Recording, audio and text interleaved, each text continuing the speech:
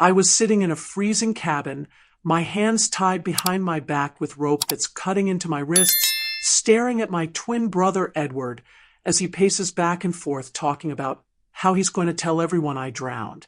2 days before my wedding. My own brother just kidnapped me, and he's planning to fake my death, so I can never marry James. Let me back up. It's June 10th, 1964, and I'm 20 years old, living in Willow Creek, Oregon. I was supposed to be having my final dress fitting with Maggie, my best friend and maid of honor. Instead, I'm watching Edward pull out a crumpled piece of paper from his jacket pocket, and he starts reading what sounds like a suicide note in my handwriting. He's been practicing my signature. 3 hours ago, I was laughing with Maggie about wedding jitters. Edward offered to drive me home after we finished pinning the hem of my dress. I said yes because he's my brother, my twin, the person I trusted most in the world besides James. We got in his car, and instead of turning left toward our house, he turned right toward the old logging road. When I asked where we were going, he just kept driving. When I told him to stop, he reached over and grabbed my wrist so hard I knew it would bruise. Now he's telling me that tomorrow morning he's going to throw my shoes by the riverbank, tear up this fake suicide note, and scatter the pieces near the water, and tell Sheriff Boone that I couldn't handle the pressure of getting married, that I ran away in the middle of the night and must have fallen in.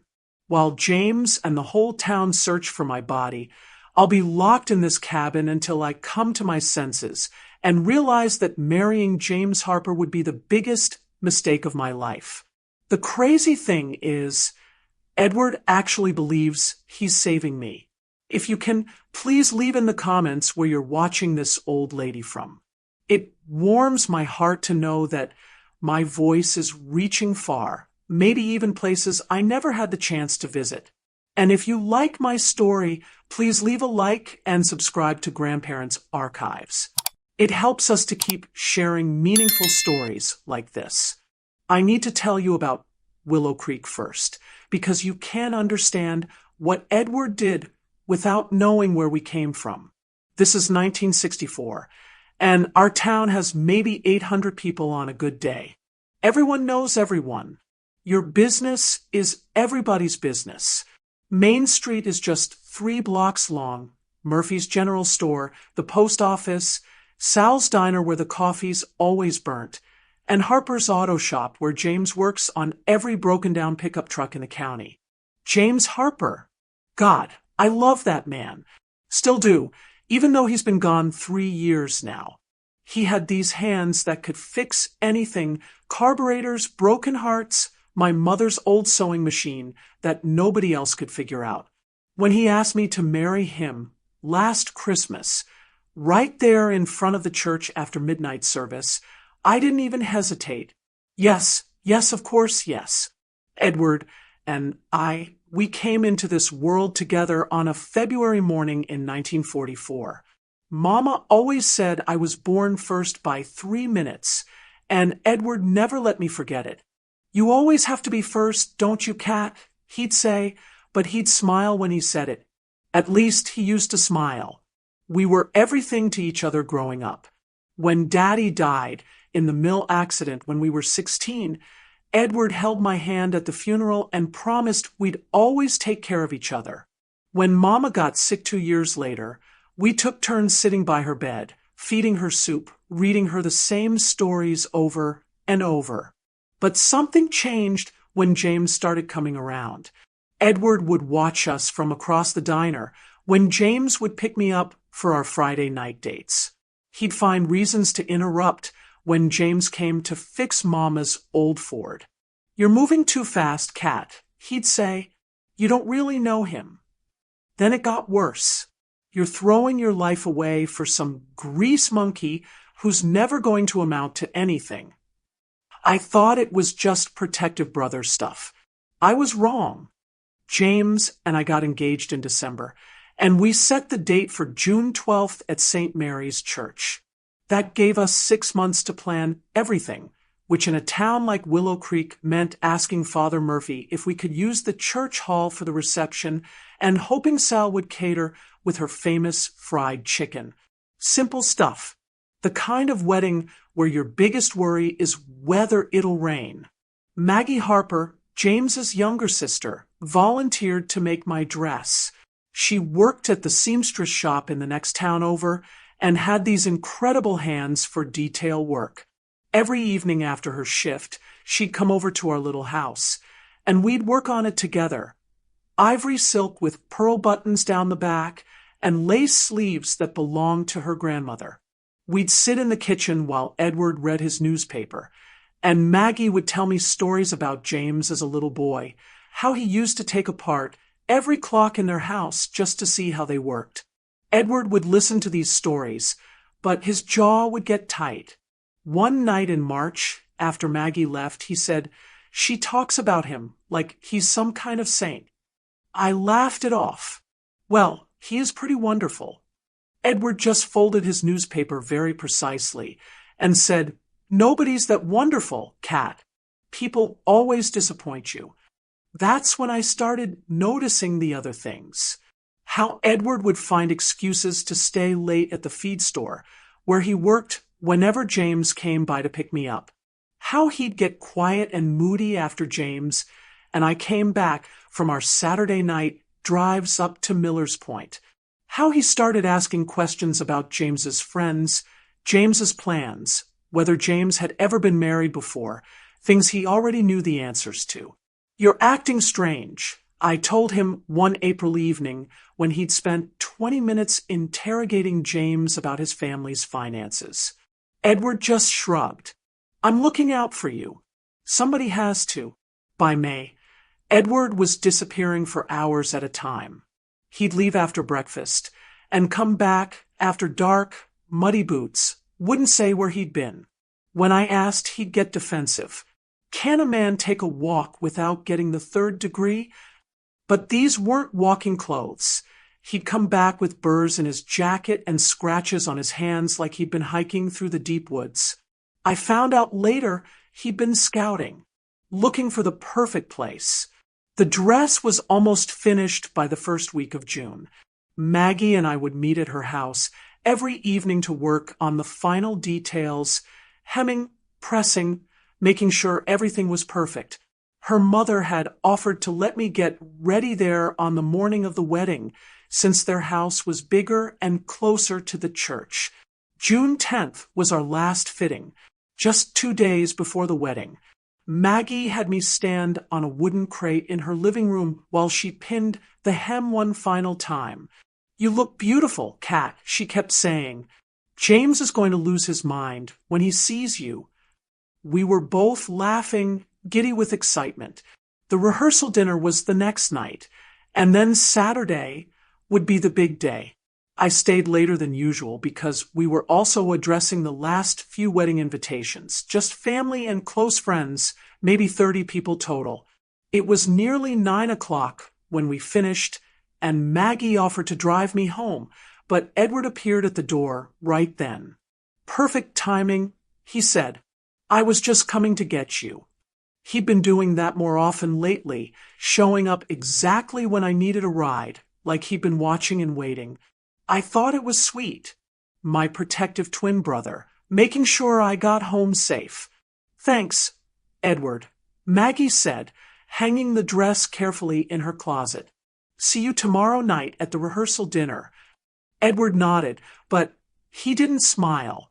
He helped me into the car, his old blue Ford that he kept immaculate, and we started driving. At first, everything seemed normal. He asked about the dress, about the final preparations, normal brother stuff. But when we got to the intersection where he should have turned left toward our house, he kept going straight. "Where are we going?" I asked. "Just want to show you something," he said. "Won't take long." The road got narrower. Trees started closing in on both sides. This was the old logging road that led up into the hills where the timber company used to work before they moved their operations further north. Nobody went up there anymore except hunters during deer season. Edward, I'm tired. Can we do this tomorrow? He didn't answer, just kept driving. The car bounced over ruts and potholes that hadn't been maintained in years. I could hear gravel pinging against the undercarriage. Edward, seriously, turn around. That's when he reached over and grabbed my wrist. Hard enough that I gasped. Hard enough that I knew he meant it. We need to talk, Kat. Really talk. And we're going to keep driving until we do. I should have fought him right then when he grabbed my wrist. Should have demanded he let me out of the car. But this was Edward, my twin brother, the person who used to braid my hair when Mama was too sick to do it. The person who split his lunch with me every day at school when I forgot mine. You don't expect someone like that to hurt you. The car kept climbing.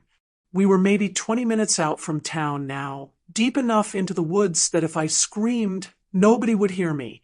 The headlights cut through the darkness, showing nothing but pine trees and the occasional flash of animal eyes. I could smell the forest through the car windows. Damp earth, rotting leaves, something wild and isolated. Edward, you're scaring me. Good, he said, and his voice was different. Colder, like he was talking to a stranger. Maybe if you're scared, you'll finally listen. Listen to what? He pulled over then, right there on the side of the narrow road. Turned off the engine. The silence was immediate and complete. No cars, no voices, just the tick of the cooling engine and the sound of wind through the trees. He turned to face me, and in the dim light from the dashboard, I could see his face clearly for the first time since we'd left Maggie's house. My brother looked like he hadn't slept in weeks. His eyes were bloodshot, his hair unwashed. There was an intensity to his expression that I'd never seen before, like he was holding back some enormous pressure that was about to explode. You don't see it, do you? He said. You don't see what he's doing to you. Who? James? Edward, what are you talking about? He's taking you away from me. Edward's hands were shaking now. We came into this world together, Kat. We've never been apart for more than a day in our entire lives. And now you want to just throw that away for some mechanic who can't even afford to buy you a proper ring. I looked down at my engagement ring, a small diamond that James had saved for 6 months to buy. It wasn't much, but it was ours. There's nothing wrong with my ring. There's everything wrong with it. There's everything wrong with him. He doesn't understand you the way I do. He doesn't know that you bite your lip when you're nervous, or that you still sleep with the light on when it storms, or that you cry at every wedding, even strangers' weddings. He doesn't know you. Edward, you're my brother. Of course, you know me differently than James does. That doesn't mean. It means I love you more than he ever could. The way he said love made my stomach turn over. This wasn't brotherly love. This was something else entirely, something wrong and possessive and desperate. I need to go home, I said quietly. Take me home right now. Instead, Edward reached behind his seat and pulled out a length of rope. Thick, coarse rope like the kind they used to tie down loads at the feed store where he worked. I can't do that, Kat. I can't let you ruin your life.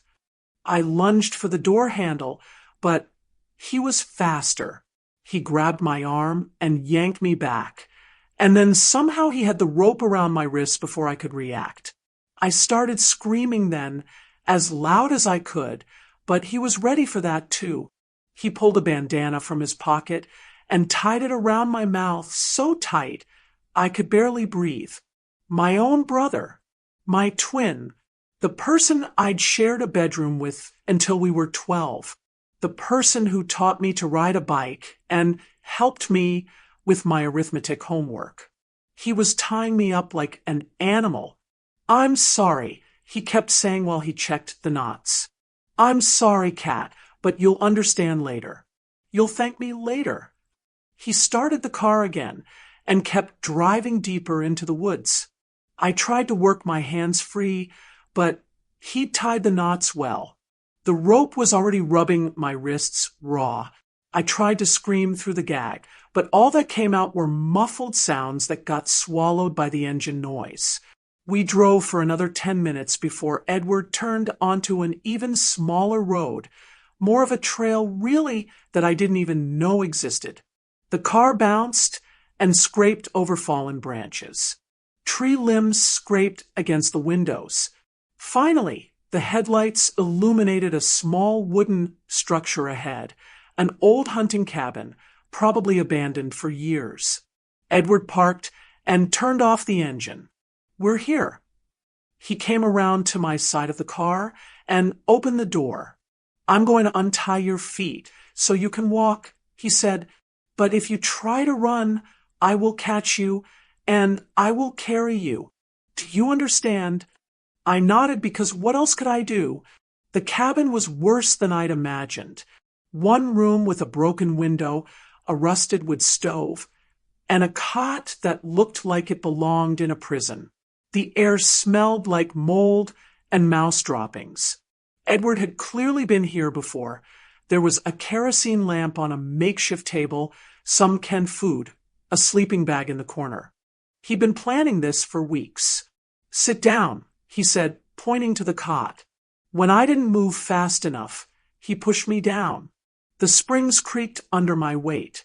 He started pacing, then back and forth across the small room, talking more to himself than to me. "Tomorrow morning, I'm going to drive back to town and tell everyone you had second thoughts about the wedding. Cold feet. I'll say you went for a walk by the river to think things through, and when I went looking for you, I found your shoes by the water." He pulled a piece of paper from his jacket, the suicide note I'd seen him working on back in the cabin. "I'll scatter this around the riverbank, torn up like the current caught it. Sheriff Boone will organize a search party, but they won't find anything because there's nothing to find. You'll be here, safe, until you come to your senses." I tried to talk through the gag, to tell him he was crazy, that people would look for me, that James would never stop searching.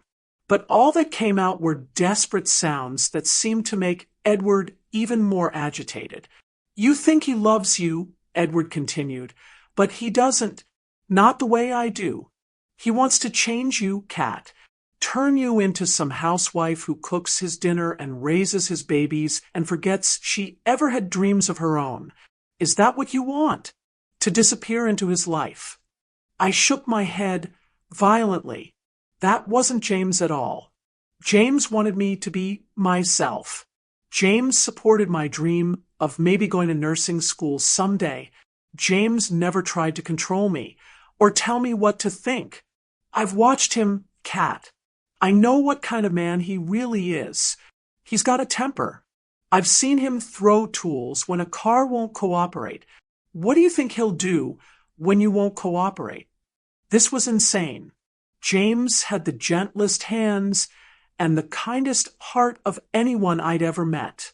But Edward kept talking like he was describing a completely different person. And I know about the other women. Sarah Mills from the grocery store. He was seeing her before you. Did he tell you that? Did he tell you why she left town so suddenly last year? That was a lie. Sarah Mills left town to take care of her sick aunt in Portland. Everyone knew that. But Edward was so convinced of his own story that I could see he actually believed it. "I'm protecting you from making the biggest mistake of your life," he said. "In a few days, when the search dies down and people stop looking, when James shows his true colors and moves on to the next girl, you'll understand. You'll see that I was right all along." He sat down on the floor across from me, close enough that I could see the tears in his eyes. "We'll go away together," he said softly. "Start over somewhere new. Just the two of us, like it was supposed to be. Like it always was before James came along and ruined everything." That's when I finally understood the full scope of what was happening. Edward wasn't planning to let me go in a few days or a few weeks. He was planning to keep me here until James gave up and moved on, until everyone in Willow Creek assumed I was dead, until there was nothing left for me to go back to. My brother was planning to erase my entire life. The kerosene lamp threw shadows on the cabin walls that danced like monsters. Outside, something howled in the distance, a coyote, maybe, or just the wind through the trees. I was 20 years old, tied up in a cabin in the middle of nowhere, and the person who was supposed to protect me was the person I needed protection from. I thought about James, probably wondering why I hadn't come home yet. Maybe calling our house, maybe driving by to check on me. By tomorrow morning, when I didn't show up for the rehearsal dinner, he'd know something was wrong. But would he think to look for me here? Would anyone think to look here? Edward was spreading out his sleeping bag in the corner, settling in for the night like this was camping trip. Try to get some sleep, Cat. Tomorrow's going to be a long day. I closed my eyes and tried to think of a way out, but all I could think about was my wedding dress hanging in Maggie's closet, and James waiting for me at the altar of St. Mary's Church, and how I might never see either of them again. I didn't sleep that night. How could I? Every sound outside could have been someone coming to rescue me, or it could have been Edward coming back to hurt me. The cabin was freezing. June nights in the Oregon mountains get cold, and there was no heat except for the broken wood stove. My feet went numb first, then my hands where the rope was cutting off circulation. Edward had taken off the gag before he went to sleep, probably figured I could scream all I wanted and nobody would hear me anyway. He was right, but I spent the first few hours testing that theory, calling out, "Help!" and "Somebody help me," until my throat was raw. Nothing came back except the echo of my own voice and the sound of night birds. Around midnight, Edward started talking in his sleep, mumbling about Mama, about protecting me, about James being a liar. At one point he sat straight up and said, Cat, are you awake?" I pretended to be asleep, and after a few minutes he laid back down. That's when I started really working on the ropes around my wrists. Edward knew how to tie knots. He'd worked at the feed store for 4 years loading trucks and securing cargo, but rope is rope. If you work at it long enough, if you're willing to tear up your skin, you can loosen anything. I rolled off the cot as quietly as I could and felt around the floor with my bound hands.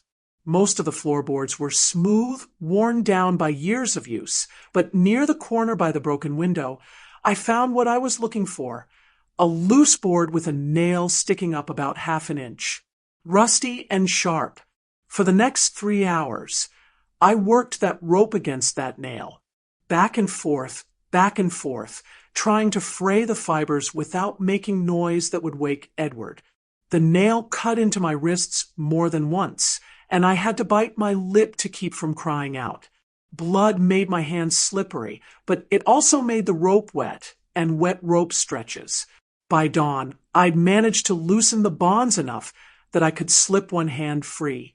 It took another 10 minutes to untie my feet, and the whole time I kept expecting Edward to wake up and catch me, but he was sleeping hard, like he hadn't slept in days, which he probably hadn't if he'd been planning this.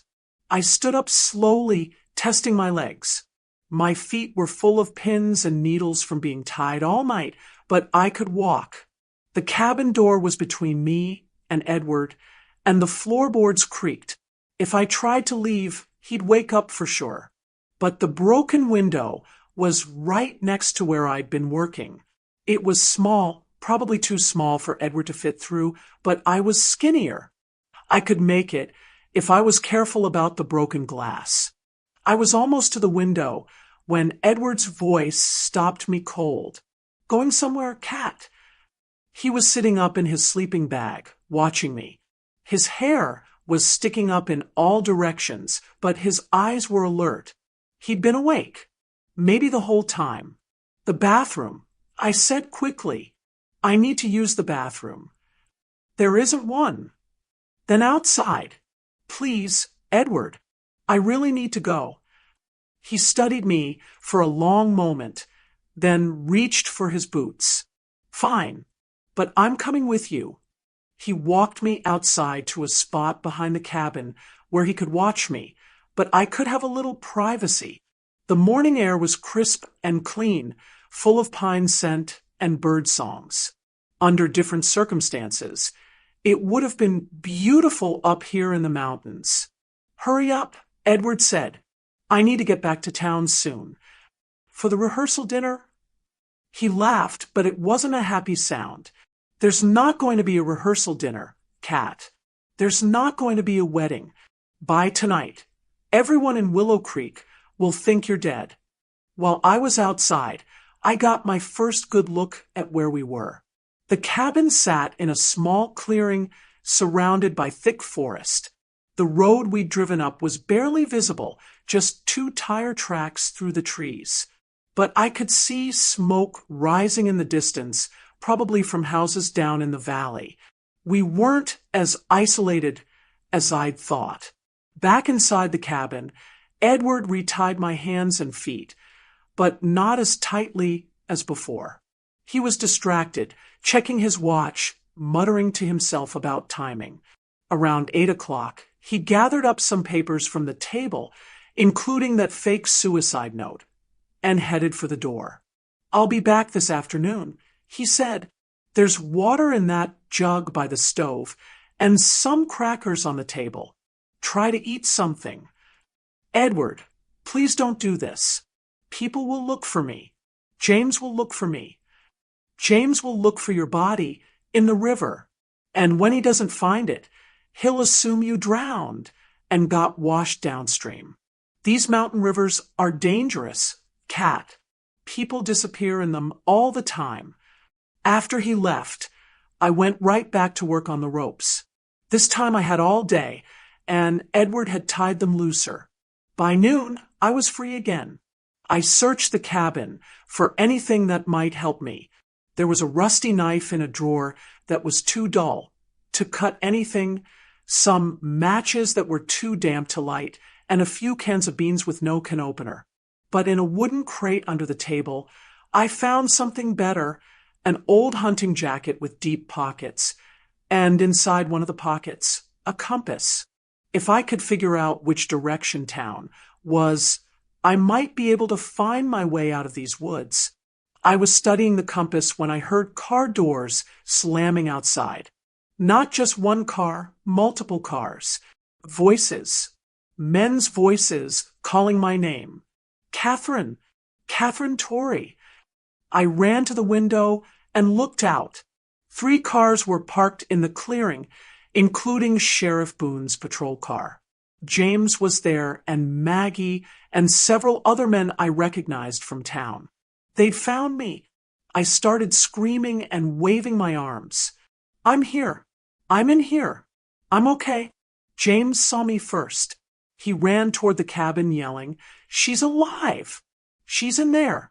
Catherine!" That's when Edward's car came racing up the road behind them, kicking up dust and gravel. He'd seen the other cars and was trying to get away, but it was too late. Sheriff Boone stepped into the road and waved him down. Through the window, I could see Edward getting out of his car slowly, his hands raised. Even from a distance, I could tell he was shaking. His whole plan was falling apart. James reached the cabin first and threw open the door. When he saw me standing there with rope burns on my wrists and dried blood on my hands, his face went white. "Oh, God, Catherine, what did he do to you?" I collapsed into his arms then, and for the first time since Edward had grabbed my wrist in the car, I felt safe. He was going to fake my death. I sobbed into James's shirt. He was going to tell everyone I drowned. Sheriff Boone came in right behind James, took one look around the cabin, at the sleeping bag, the fake suicide note on the table, the rope I'd left on the floor, and shook his head. "Jesus Christ," He muttered. Outside, I could hear Edward talking fast, trying to explain himself. She was making a mistake, he kept saying. I was trying to protect her. You don't understand. James Harper isn't who you think he is. Maggie appeared in the doorway, crying. We looked everywhere for you, she said. When you didn't come home last night, James called me, and when I told him Edward had picked you up, we knew something was wrong. James remembered seeing Edward asking questions about these old logging roads. How did you find this place? Your brother's not as smart as he thinks he is, Sheriff Boone said grimly. He's been asking around town about these abandoned cabins for weeks. Frank at the gas station remembered him buying extra gasoline and asking for directions up here. When James told us Edward had been acting strange, we put it together pretty quick. James helped me outside, where Edward was now sitting in the back of Sheriff Boone's patrol car with his hands cuffed behind his back. When he saw me, he started crying. Cat, I'm sorry, he called out. I just wanted to protect you. I love you more than anyone else ever could. I walked over to the patrol car and looked at my twin brother through the window. This person who I'd shared everything with for 20 years. This person who I'd trusted completely. That's not love, Edward, I said quietly. That's something else entirely. Sheriff Boone drove Edward away, and James held me while I cried. The wedding was still on for Saturday, just one day away now, but I wasn't sure I'd be ready. My wrists were torn up, my hands were shaking, and I kept hearing Edward's voice saying he loved me in that wrong, possessive way. But James just held me and let me cry. And when I was done crying, he said, whatever you want to do, Catherine, if you want to postpone the wedding, we'll postpone it. If you want to cancel it altogether, we'll cancel it. If you want to get married tomorrow, exactly like we planned, we'll do that too. This is your choice. That's when I knew Edward had been wrong about everything. James wasn't trying to control me or change me. James was giving me the one thing Edward never had, the freedom to choose my own life. Looking back now, I realize there were signs I should have seen years earlier. Edward's need to know where I was every minute of the day, how he'd get quiet and sulky whenever I made friends with other girls at school, the way he'd sabotage my relationships. Not obviously just little comments about how Billy Peterson was too stupid for me or how Martha Jenkins was using me for my homework help, but I thought that was normal twin behavior. I thought he was being protective. The truth was much worse than that. While Sheriff Boone was processing Edward at the jail, he found Edward's journal in his car. 3 years' worth of entries, dating back to when James and I first started talking at church socials. Page after page of obsessive detail about my daily routines, my conversations, my dreams. Edward had been watching me like a scientist studying a specimen. He'd written down everything. What time I left for work at the library. Which dress I wore to Sunday service. How many times James and I danced together at the spring festival. He'd even followed us on our dates, hiding in his car and taking notes about what we talked about. How long James kissed me goodnight. One entry from last November read, Cat laughed for 12 minutes straight at something James said about fixing Mrs. Murphy's carburetor. She never laughs that much at my jokes. He's changing her, making her into someone I don't recognize. Another one from March. Saw them walking by Miller's Pond, holding hands. Cat used to walk there with me when we were kids. She's replacing all our memories with new ones. She's forgetting who she really belongs with. And then this one from just 2 weeks before the kidnapping. If James Harper really loved Cat, he'd want what's best for her. He'd understand that she belongs with me. Since he won't step aside willingly, I'll have to make the choice for both of them. Sheriff Boone told me later that Edward had been planning this for months. He'd been visiting that cabin since February, stocking it with supplies, practicing the route from town. He'd forged dozens of practice suicide notes until he got my handwriting perfect.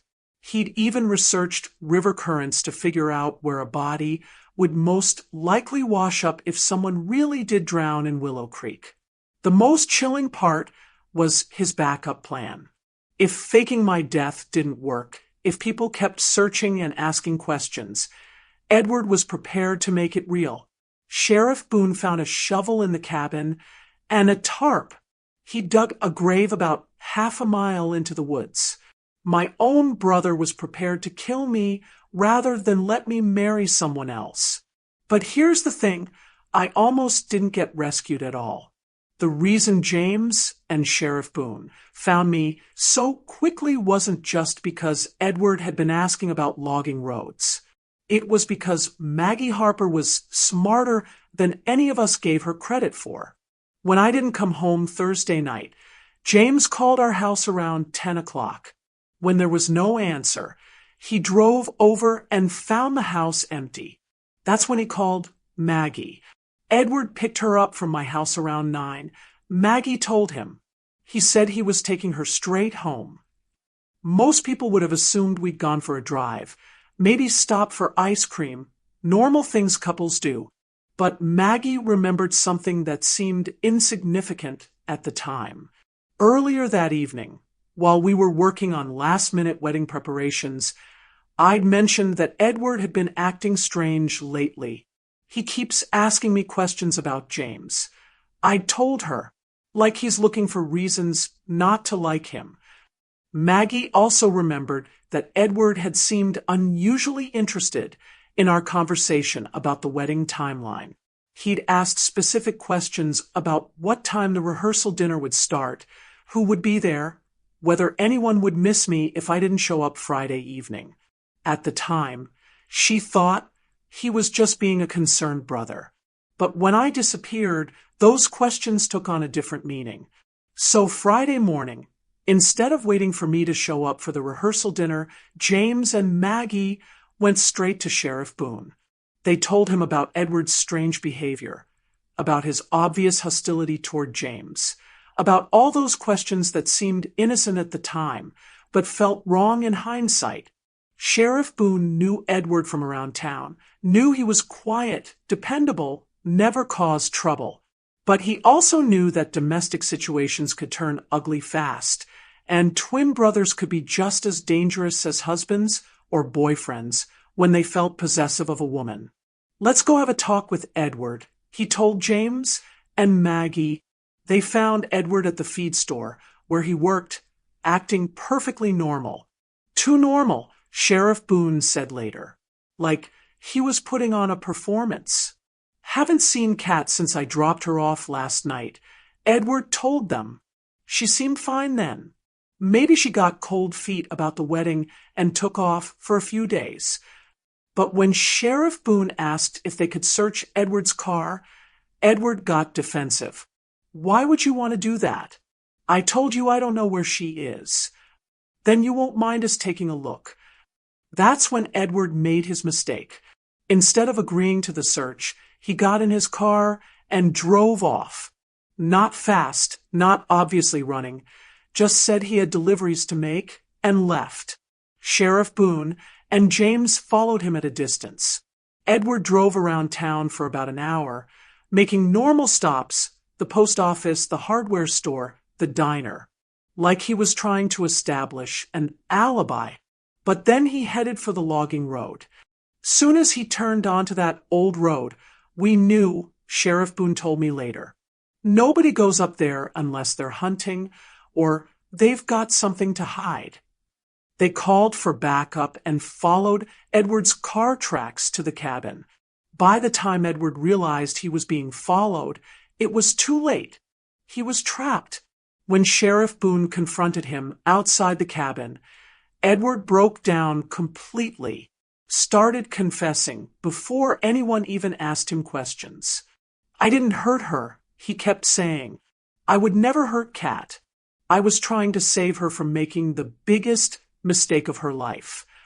By kidnapping her and faking her death.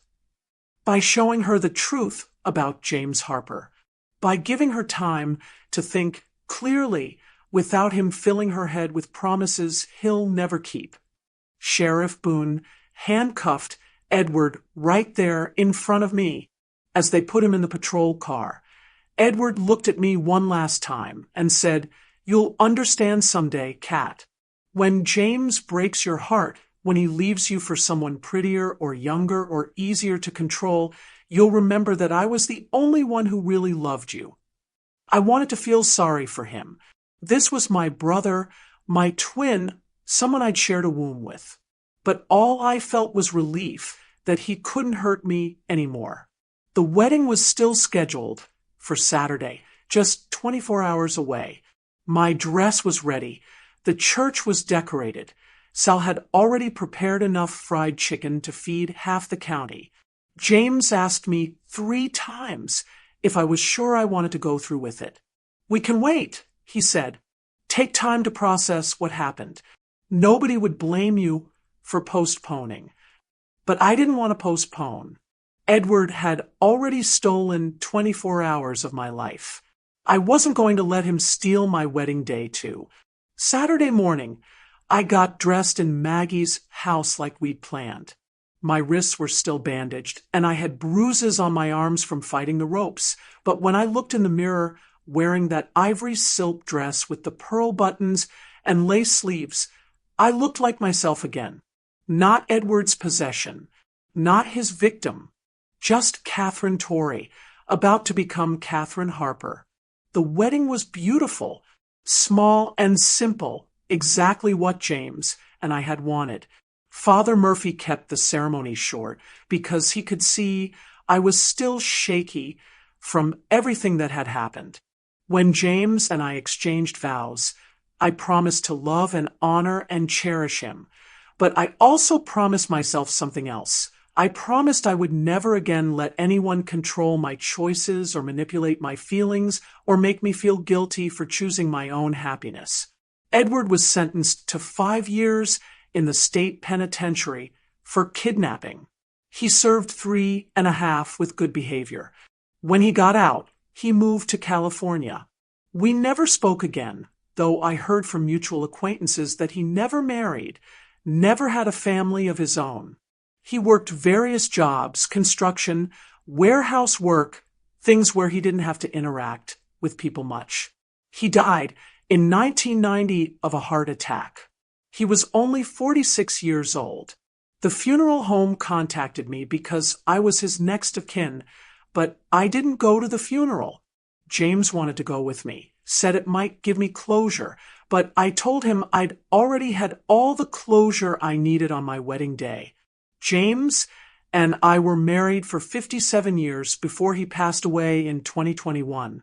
We had 4 children, 11 grandchildren, and 3 great-grandchildren.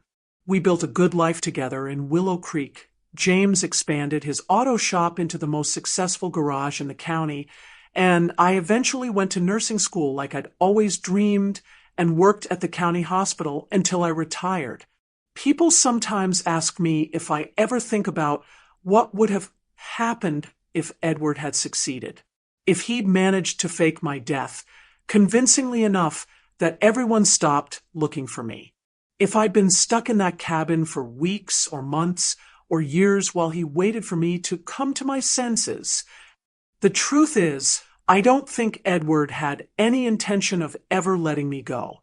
Reading his journal, seeing the level of his obsession, understanding how completely he'd convinced himself that he was acting out of love, I think his plan was to keep me isolated until I had no choice but to depend on him completely, until I forgot there was ever any other life I could have lived. That's not love. That's ownership. And the scariest part is how normal Edward seemed to everyone else in town. How he managed to hide that level of obsession and control behind the mask of a protective brother.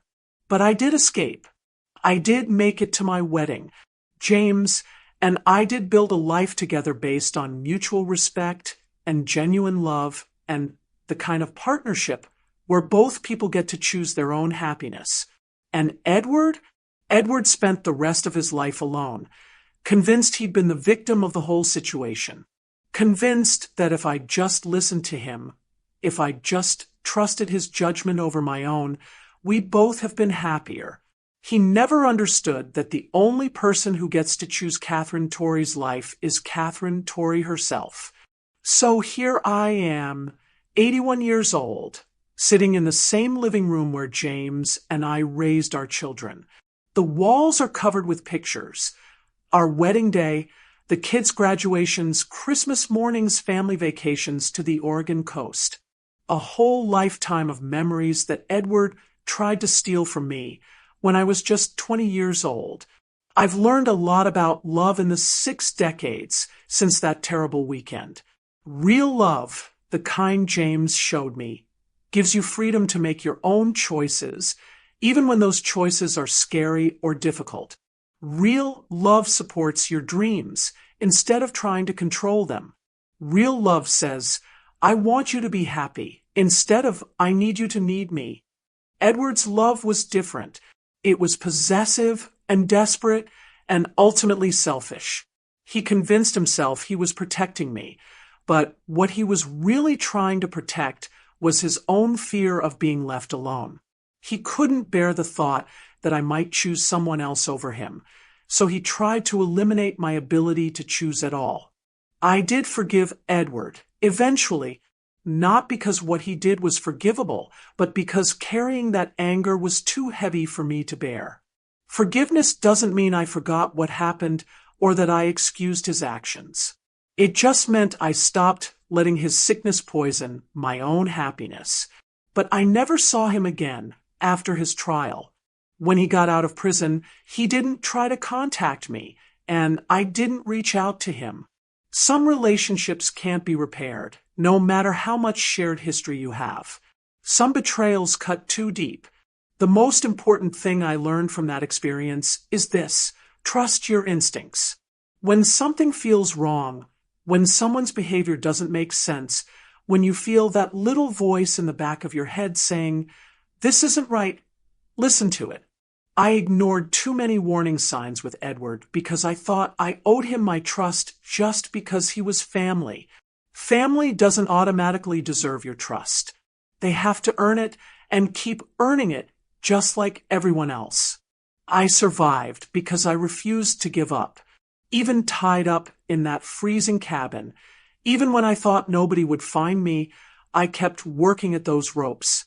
I kept looking for a way out. I fought for my future instead of accepting the prison Edward had built for me. If you've got a story like mine, about surviving someone who claimed to love you, but really wanted to own you, about finding the strength to fight for your own life, about learning the difference between real love and possession, I'd like to hear it. Share it in the comments below. And if you want to hear more stories like this one, true stories from real people who lived through things they never thought they'd survive, subscribe to this channel. I'm not going anywhere. At 81, I figure I've got plenty more stories to tell. My name is Catherine Harper. I kept James's name even after he passed because that's who I chose to become. And this was my story about the day my twin brother tried to erase my life and how I refused to let him succeed. I'm so grateful you've listened to my story this far.